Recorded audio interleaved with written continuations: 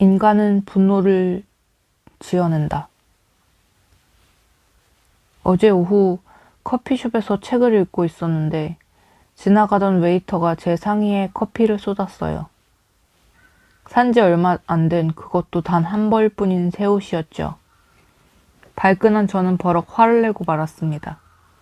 평소 저는 공공장소에서 큰 소리를 내지 않는 성격인데 어제는 커피숍이 울릴 정도로 큰 소리로 화를 냈어요. 분노로 이성을 잃고 만 거죠. 어떻습니까? 여기에도 목적인가가 개입할 여지가 있습니까? 어제 일은 어떻게 봐도 원인에서 비롯된 행동이죠. 즉, 자네는 분노의 감정을 주체 못하고 큰 소리를 냈다는 말이군. 평소에는 온화한 성격인데 분노의 감정에 저항할 수 없었다. 자기 자신도 어쩌지 못하는 불가항력이었다. 그런 말인가? 네, 매우 돌발적인 사건이었으니까요.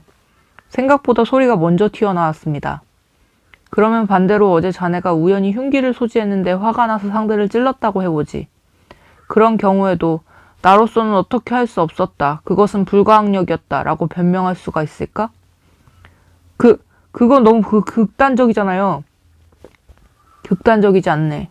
자네 논리대로라면 화가 나서 저지른 범행은 전부 화 때문이지. 당사자의 책임이 아닐세. 어찌되었든 인간은 감정에 저항할 수 없다고 하지 않았나. 그렇다면 선생님은 어제 제가 한 행동을 어떻게 설명하실 셈이죠? 간단해. 자네는 화가 나서 큰 소리를 낸 것이 아닐세. 그저 큰 소리를 내기 위해 화를 낸 것이지. 다시 말해 큰 소리를 내겠다는 목적을 이루기 위해 분노라는 감정을 지어낸 것세. 뭐라고요? 자네에게는 큰 소리를 내고자 하는 목적이 먼저였네. 즉, 소리를 질러서 실수를 저지른 웨이터를 굴복시키고 자신이 하는 말을 듣게 하고 싶었던 거지. 그 수단으로 분노라는 감정을 꾸며낸 거야. 꾸며냈다고요? 농담하지 마세요.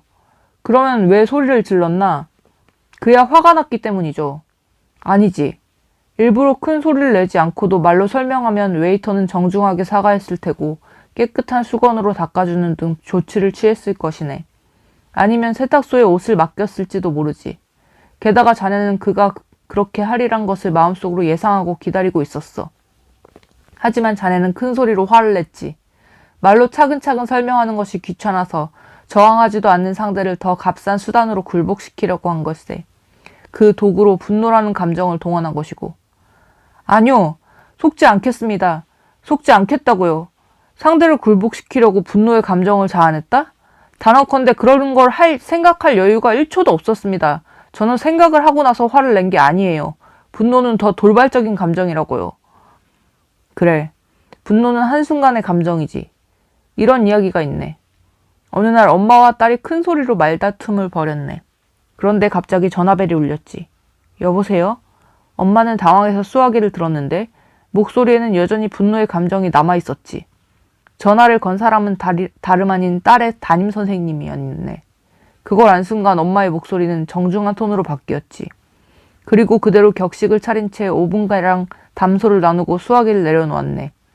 동시에 언제 그랬냐는 듯이 딸에게 소리를 지르기 시작했어. 흔한 이야기로군요. 모르겠나? 요컨대 분노란 언제든 넣었다 빼서 쓸 수 있는 도구라네. 전화가 오면 순식간에 집어넣었다가 전화를 끊으면 다시 꺼낼 수 있는. 엄마는 화를 참지 못해서 소리를 지른 것이 아니야. 그저 큰 소리로 딸을 위압하기 위해, 그렇게 해서 자기의 주장을 밀어붙이기 위해 분노라는 감정을 이용한 걸세. 분노는 목적을 달성하는 수단이다? 목적론이란 그런 걸세.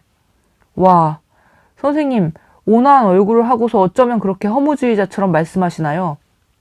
분노에 관해 설명할 때나 방 안에 틀어박혀 지내는 제 친구에 대해 설명할 때나 모든 통찰이 인간에 대한 불신으로 가득하지 않습니까?